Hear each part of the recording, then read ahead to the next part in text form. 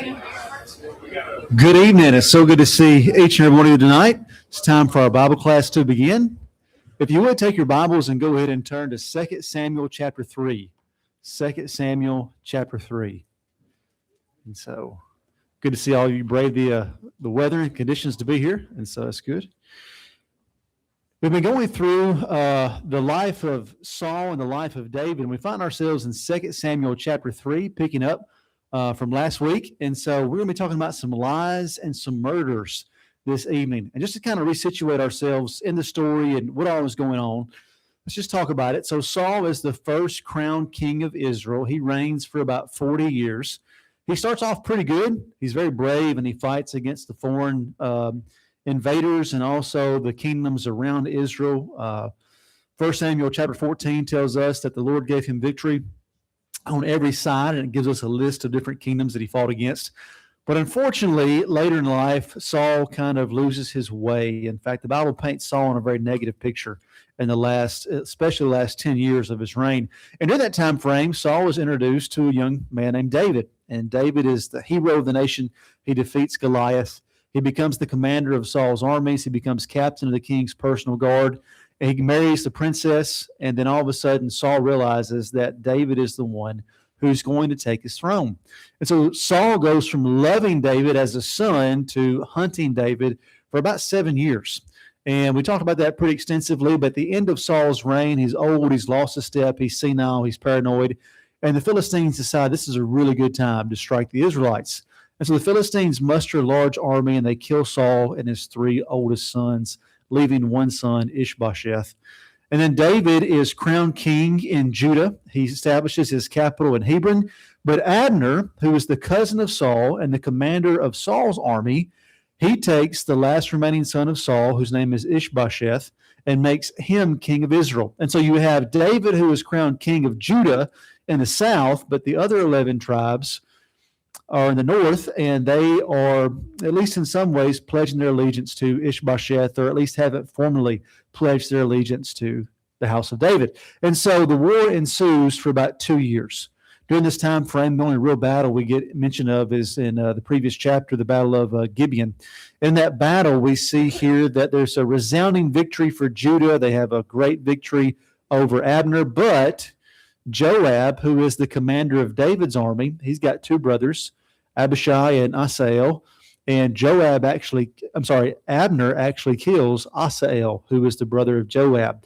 And so Joab is not a fan of Abner at all. And that kind of is where we left off last week. And so we're just going to kind of jump right back in to the text. And so things really disintegrate. And so the 2 sides have been fighting for about 2 years. And really, Abner is the power behind the throne. Right? I mean, the text tells us that. You can especially see in this chapter tonight how that unfolds, that Abner really is, he's the warlord, he's the military leader, he's charismatic. The rest of the elders of Israel listen to him. And obviously, the probably last few years of Saul's reign, he probably has been almost kind of like a de facto king in the north. He's afraid of losing that power after Saul's death. And so he takes Saul's son, puts him on the throne so he can kind of continue to be that power behind the throne, making decisions and growing in his power and his influence. And the Bible tells us that during the 2 years, in verses 6 to 11, we're not going to read that, but in that passage, it says that Abner continued to gain power in the house of Saul. And so he's already extremely powerful, but he's continued to get more and more powerful. And if you remember, Saul was a pretty paranoid individual. I mean, Saul was so paranoid that he chased David for 7 years and tried to kill him. He was so paranoid that he tried to kill his own son, Jonathan, who was the crown prince. So Saul was very paranoid about certain things. Saul was so paranoid he killed the high priest and the entire high priest family, right? Remember that massacre? And so, so I don't know if it's hereditary. I don't know if Ishbosheth has taken a page out of his dad's playbook, but it is true that Abner's getting more and more powerful, and Ishbosheth sees this, and then Ishbosheth accuses Abner of having relations with the king's concubine, which is considered to be an act of treason. Right? And the Bible doesn't tell us that Abner actually does this. The Bible just tells us that Ishbosheth accuses Abner of doing this. And Abner, when he hears the accusation by Ishbosheth, he just blows up, right? And he says, am I a dog of Judah that you come with me with these accusations? I have been nothing but loyal to your father's house. I'm the one who made you king. I'm the one who's kept you king, right? And so when Abner hears this accusation from Ishbosheth the king, I mean, he is livid, right? He is deeply offended. And so he tells Ishbosheth, he says, I've kept you on the throne for the last 2 years, and now I'm going to do everything in my power for David to become king over Israel. He says, I know that God has decided that David is going to be the king of Israel. I know that God has promised that to David, which is kind of interesting because if Abner knows that God has promised David the kingship, what's he been doing the last 2 years, right? And so it's just kind of interesting that for the last 2 years that he's been leading a war against David and, David trying to become the king over all of Israel. And here he tells Ishbosheth, he says, I know that David's the real king, and now I'm going to do everything in my power to make him king. And so that gets us to verses 12 through 16. Let's read that passage together, verses 12 through 16. And Abner, before we do that, in verse 11, it says that Ishbosheth didn't say or do anything as Abner left. And so the picture you get of Ishbosheth is not a very good picture, right? And so he accuses Abner of treason, and something similar will happen in 2 Samuel chapter 16. But he accuses Abner of a treasonous act, kind of usurp the authority of the king in this act, and then Abner blows up on him, and Ishbosheth doesn't do anything, right? I mean, a real king would have had Abner arrested and executed, whether he was guilty or not, right? I mean, you have the most powerful man in your kingdom who's made you the kingmaker, and he just tells you that he's going to make sure your enemy becomes king over your territory, and you don't say or do anything, and you just let him walk out, right? And so, not a good marker for a king, right? And so, not a king who wants to keep his power. I just said it's the right thing to do. I'm saying it's the right thing to do in 1000 BC for trying to keep your kingdom, right? And so, but he freezes, right? He doesn't know what to do, so he just doesn't do anything. Verses 12 through 16. And Abner sent messengers to David on his behalf, saying, to whom does the land belong? Make your covenant with me, and behold, my hand shall be with you to bring over all Israel to you. And he said, good, I'll make a covenant with you, but one thing I require of you, that is, you shall not see my face unless you first bring Michal, Saul's daughter, and when you come to see my face.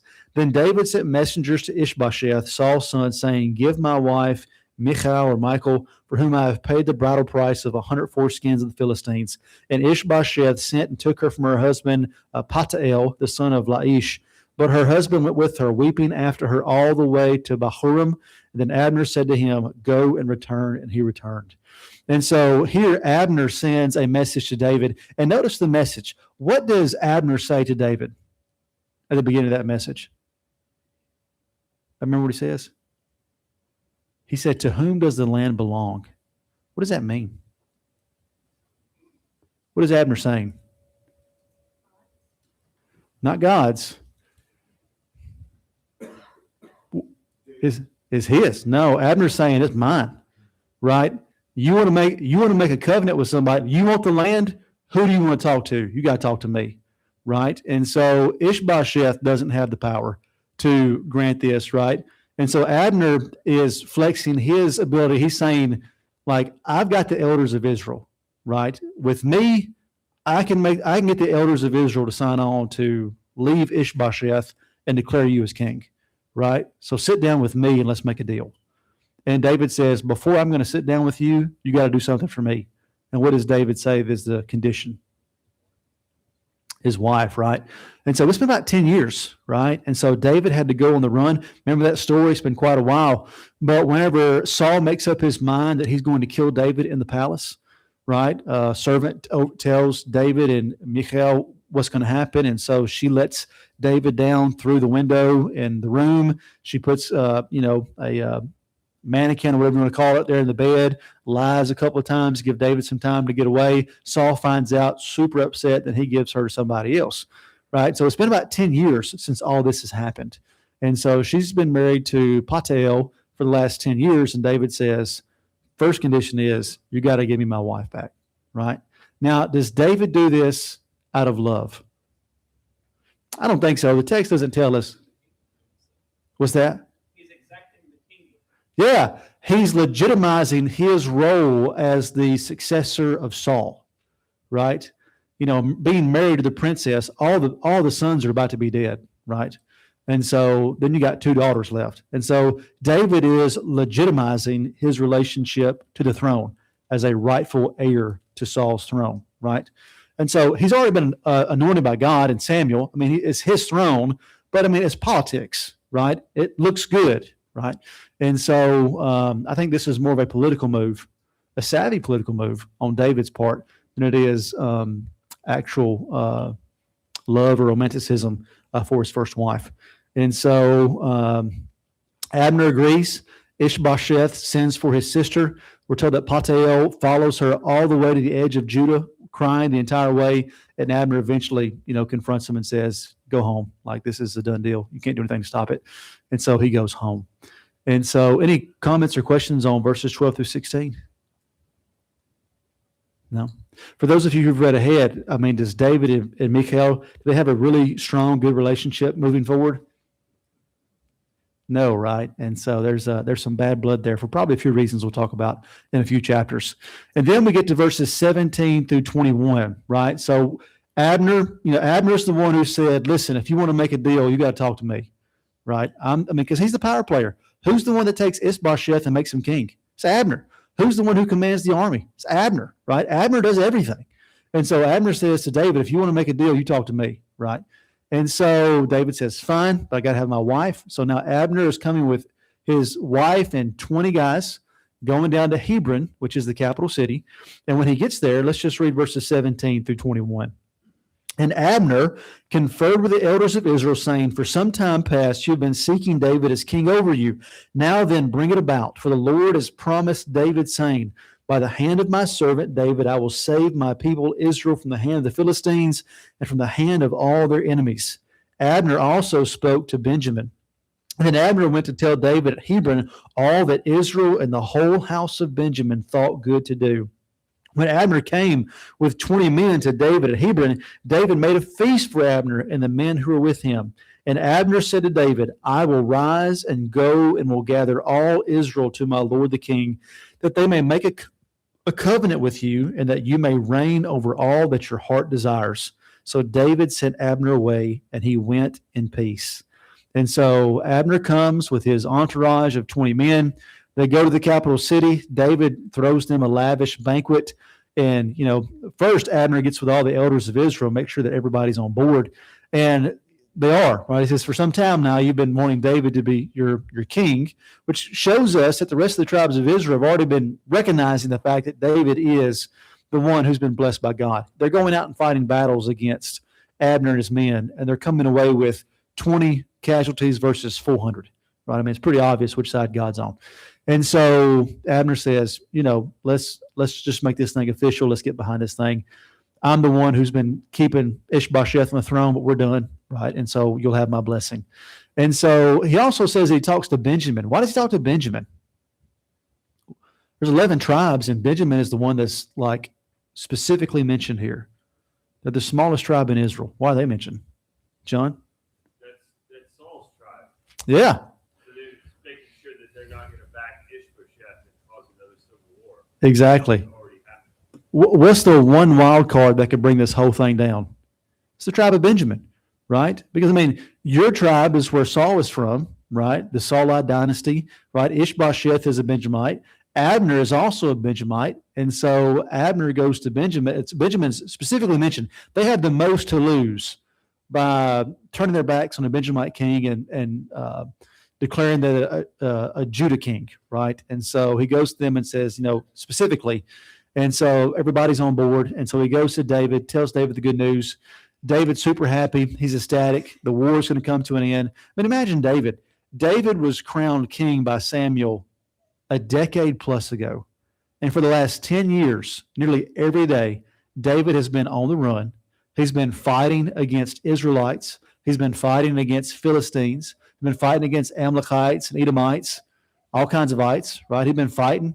And so, now for the first time in over a decade, it looks like that he's not going to be on the run. He's finally going to actualize and realize his promise to be king over Israel, right? So he's pumped.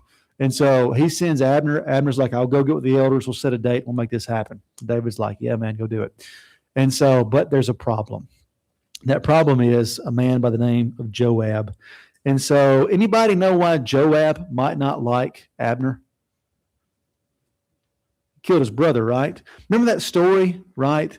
Really wasn't Abner's fault. Abner, they're having this battle. Abner's side loses, so they retreat and run. And Asael is known to be as fast as a gazelle. And so he just takes off after Abner because Abner is the dude, right? I mean, he's the guy holding everything together. And Asael thinks if I kill Abner, the whole thing falls apart. And so he's chasing Abner, and Abner's yelling over his shoulder, like, and all these guys know each other. I mean, David and Joab, they all fought in Saul's army before David went on the run. They all know each other. And so he's yelling over his shoulder saying, Asael, you better quit. And he's like, no. And so he tells him twice. That third time, he takes the butt of his spear and runs it through Asael behind him and kills him. And Joab and his brother Abishai are super upset, as you might imagine. And so Joab returns from a raid. So if you remember, David's been raiding. So for the last couple of years, they've been living in Ziklag, and they've been raiding Philistines, they've been raiding Amalekites, Edomites, all kinds of Canaanite peoples. That's how David is raising his money. There's no real sense of taxation just yet. And so really the money that's keeping the government flowing is coming from these raids against these Canaanite peoples. And so verses 22 through 27, we see that Joab comes back from this raid. Just then, the servants of David arrived with Joab from a raid, bringing much spoil with them. But Abner was not with David at Hebron, for he had sent him away, and he had gone in peace. When Joab and all the army that was with him came, it was told to Joab, Abner the son of Ner came to the king, and he has let him go, and he has gone in peace. And then Joab went to the king and said, what have you done? Behold, Abner came to you. Why is it that you have sent him away, that he is gone? You know that Abner, the son of Ner, came to deceive you, and you know you're going out and coming in and know all that you're doing. And when Joab came out from David's presence, he sent messengers after Abner, and they brought him back from the cistern of Sirah. But David did not know about it. And when Abner returned to Hebron, Joab took him aside in the midst of the gate to speak to him privately, and there he struck him in the stomach so that he died, for the blood of Asael, his brother. And so Joab gets back from this raid. It's a very successful raid, lots of spoil. And he gets back and he's told that Abner has been inside the capital city. I mean, and Joab just loses it. He's like, this is the dude that has pretty much masterminded and orchestrated this war we've been fighting for the last 2 years, the thorn in our side, the dude who killed my brother, right? And you let him go? David's like, yeah, we're going to have a covenant. The war's over. All of Israel is going to, see me as being king. And Joab's not having it, right? He's lying to you. He came in here to scope out our defenses for a future attack, like you've been had, So Joab is super upset. And I think Joab doesn't like Abner for two reasons. Number one, obviously, because he killed his brother. Number two, maybe Joab is a little bit worried about losing the top military spot. And so, if Joab is the commander of Israel's army if Abner is the commander of Israel's army and Joab is the commander of Judah's army, maybe he's concerned about having maybe to work with this individual or maybe even work underneath this individual who's kind of known to be like the chief warlord in the tribes of Israel. And so either way, he sends messengers to Joab. Joab's about 2 miles outside of the city. And so not very far. And so they go and like, oh, the king wants to tell you something real quick. He forgot to tell you. So Abner's got no reason to be suspectful, right? He just had a real nice conversation and dinner with David. Everything's looking great. The war's over. Everybody's really excited about this. It's kind of a new beginning. It's going to be fresh. And so he goes back. And when he gets back to the gate, Joab is there. And Abner's not really concerned about Joab because he thinks, well, obviously, he's the commander of David's army. We've got some bad blood when I killed, his brother, but, surely he's not going to hurt me inside the capital city after we just struck this peace deal, right? And so, unfortunately, Joab doesn't care. And so Joab kind of takes him to kill one of the private areas there at the city gate away from his 20 men, and then under false pretenses kills him. And this is a real terrible act for lots of reasons. Number one, just because it's egregious. I mean, we've had this war for 2 years. David's been trying to become king for 10 years. It's done and dusted. Everything's done. The elders of Israel have already agreed, right, to recognize David formally as their king. But what's going to happen whenever David's top commander and nephew kills Abner under false pretenses in the capital city? I mean, he just puts everything they've worked for years into jeopardy.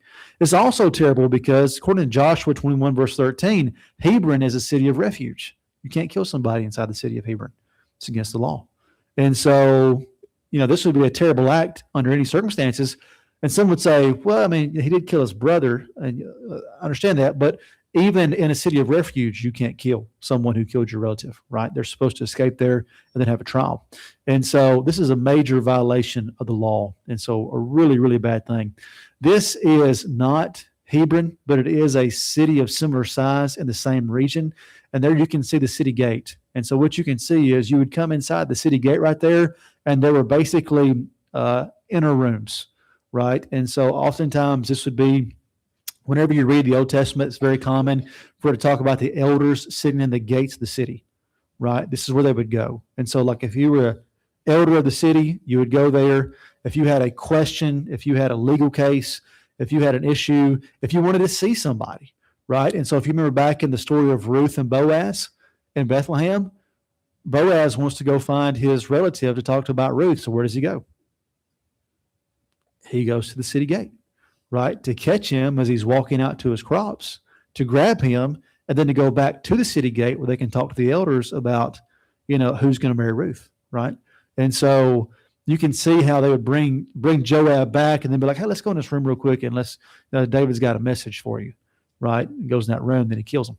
And so this is a reconstruction, so there's the foundation. This is a reconstruction of what it would have looked like there at the city gates. And so you can see here where like half of it's been cut out.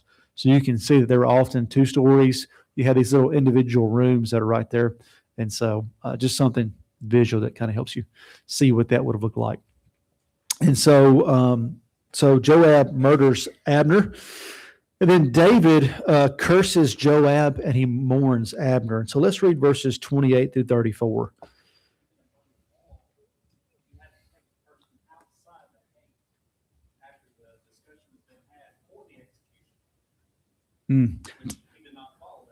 Yeah, and you're supposed to have an official court, right? In an official court, Abner would have got off, right? I mean, so when you look at, the requirements for capital murder, what Abner does to Abishai doesn't fit any of those qualifications. And that's probably why Joab is not going to wait to take Abner to court, because he knows that there's no legal case against him for killing somebody in battle, especially if the person is chasing you, right? And so he knows that if something's going to happen to Abner, it's got to be by him, because he's not even going to be convicted in court, right? And so, good point. And so David mourns Abner. Let's go ahead and let's read verses 28 through 34. After, when David heard of it, he said, I and my kingdom are forever guiltless before the Lord for the blood of Abner, the son of Ner. May it fall upon the head of Joab and upon all of his father's house. And may the house of Joab never be without one who has a discharge, or who is leprous, or who holds a spindle, or who falls by the sword, or who lacks bread. So Joab and Abishai, his brother, killed Abner because he had put their brother Asahel to death in the battle of Gibeon. Then David said to Joab and to all the people who were with him, tear your clothes and put on sackcloth and mourn before Abner. And King David followed the briar, and they buried Abner at Hebron. And the king lifted up his voice and wept at the grave of Abner. And all the people wept, and the king lamented for Abner, saying, should Abner die as a fool dies? Your hands were not bound, your feet were not fettered. As one who falls before the wicked, you have fallen. And all the people wept again over him. And so David is furious with Joab. He declares that he's innocent. He didn't do this. That somebody could see this and say, "Oh man, David tricked the commander of the forces of Israel to come under these false pretenses and killed him." David's like, "Before the Lord, I'm innocent. We didn't do any of this. All this is on Joab." And he places a pretty big curse on Joab, which is interesting because Joab is his nephew. It's his sister's son, right? Zariah. And so he says, may the house of Joab, never be without someone who has a discharge, who's unclean, leprous, a spindle, which probably is talking about someone who's like has to use like a cane to walk. And so, David really, really pours it on here. And then, as an act of public humiliation, he tells Abner and all of his men they've got to put on sackcloth and ashes, and they've got to lead the funeral processional. And so, it's this kind of, act of humiliation that Joab has to put on mourning clothes and walk in front of the casket of the dude that he just killed, right? And so, John? So, obviously, David's the anointed king, right? Mm-hmm. This sounds like the type of curse like that God himself gives on individuals, like Yeah. Scripture. Yeah. Does he have the authority to give a curse like this? Like, Yeah. it sounds very much so like the type of curse that God has laid on people, like, and families, like, throughout Scripture. So I just thought that was interesting. Like, No, that's a great point. And it's true. If you go back and you look at the curses in the book of Exodus or the book of like Deuteronomy or Leviticus, I mean, what David says kind of mirrors what we see in those curses that God gives in the law. And so I think David is definitely playing on that. And I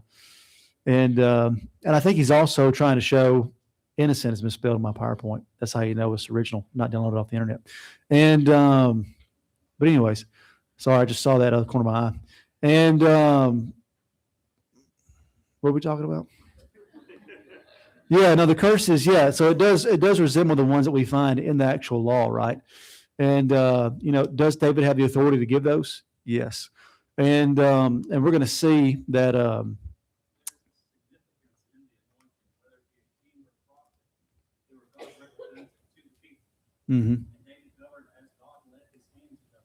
yeah. Certainly not infallible, but definitely a sense of honor and authority that was very limited, right? And so, so David does this very public mourning. Let's just go ahead and read through verses 39. So we stopped at 34. So let's read 35 to 39. Then all the people came to persuade David to eat while it was yet day. But David swore, saying, God do so to me, and more also if I taste bread or anything else till the sun goes down. And all the people took notice of it, and it pleased them. It pleased all the people. I'm sorry, everything the king did pleased all the people. So all the people and all of Israel understood that day that it had not been the king's will to put to death Abner the son of Ner. And the king said to his servants, do you not know that a prince and a great man has fallen this day in Israel? And I was gentle today, though anointed king. These men, the sons of Zeruiah, are more severe than I. The Lord repay the evildoer according to his wickedness. Now, if you've noticed so far in this section, this is the first time in the book of Samuel that David has been referred to as the king, right? Now, so he's not been referred to as the king like in the third person like this. The king did this, the king did this. People saw the actions of the king, right? And so there's obviously a transition that's taking place here. And this is the first time you see that in the book of Samuel. And so, but David does several things during the funeral procession. And so he mourns publicly. He walks in the funeral procession behind Abner's body. He weeps loudly. He composes a lament and says it publicly, and he openly fasts. And so, and everybody buys it, right? I don't mean that'd be rude, but I mean, like, some people could say, oh, is he sincere? Is he not sincere? I mean, but it says that, David's actions are so recognizably sincere that everybody's good. Does that make sense? Like the tribes of Israel aren't going to be upset and break the peace treaty because Abner's been killed, and they think that David has done something underhanded in this situation. Like they look at David's actions and think, oh yeah, it really was Joab and his brother acting alone. David didn't have a part in it, right? And so, which is important. Right?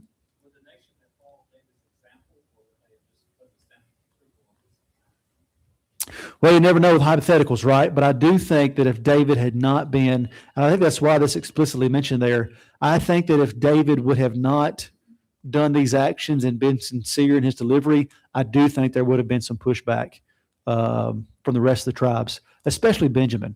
I mean, because Abner is, he's also from the tribe. He's the most important dude from the tribe of Benjamin, right? And so I do think that it was kind of a tentative thing. But he calls Abner a great man and a prince, and says that he has been gentle by not killing the sons of Zeruiah. And then we have chapter 4, and we're not going to read chapter 4, but we are going to cover it just quickly. In chapter 4, Ishbosheth hears that the elders have given their consent to follow David, and that Abner has been killed. And so the Bible tells us that he's in despair. I mean, he's just in despair. Everything is coming crashing down. And what happens to the king when they've been deposed in the ancient world? Previous family gets destroyed. Yeah, you and your family get knocked off pretty quickly, right? And so the Bible tells us that he's in his house lying down in despair. What's going to happen? And then all of a sudden, two of his kinsmen, two of the captains of his guard, Baanah and Rechab, they come in, and they're his cousins. They're from the tribe of Benjamin. They're captains. They've been out raiding, trying to get money for them and for the camp of Ishbosheth. And they come into his house under false pretenses, and they kill him on his bed and cut his head off. They take his head, they ride all night long through the Arabah, which is the eastern side of the Jordan River Valley. And they ride all night and come to David's camp. And they come into David's camp with Ishbosheth's head in a sack, and they pull it out, and they say, "Hey, David, we killed Ishbosheth for you, right? We're ready to pledge our allegiance to you." Anybody remember what David did to the Amalekite who said they killed Saul? Killed him, right? And we see something similar. I said we weren't going to read it, but we are. But chapter 4, just a few verses. We're going to read verses 8 through 12, very short. But this is what David said. "And they brought the head of Ishbosheth to David at Hebron, and they said to the king, 'Here is the head of Ishbosheth, the son of Saul, your enemy, who sought your life. The Lord has avenged our lord the king this day on Saul and his offspring.' But David answered Rechab and Baanah, his brother, the sons of Rimmon, the Beerothrite, 'As the Lord lives, who has redeemed my life out of every adversity, when one told me, behold, Saul is dead, and thought he was bringing good news, I seized him and killed him at Ziklag, which was the reward I gave him for the news. How much more, when wicked men have killed a righteous man in his own house, on his bed, shall I not now require his blood at your hand and destroy you from the earth?' And David commanded his young men, and they killed them and cut off their hands and feet and hanged them beside the pool at Hebron. And they took the head of Ishbosheth and buried it in the tomb of Abner at Hebron." And so these men come to David, probably thinking they're going to get some type of reward or some type of recognition for killing Ishbosheth. David says that they've killed a righteous man, right? And so he executes these individuals. Their bodies are mutilated, and then they're publicly displayed. And so definitely a surprise to the assassins when all that takes place. Was that? It was, yeah, David's capital city. Well, when you're the king, you're the judge, jury, and executioner. So I don't know. Yeah, it's a good point. Good point.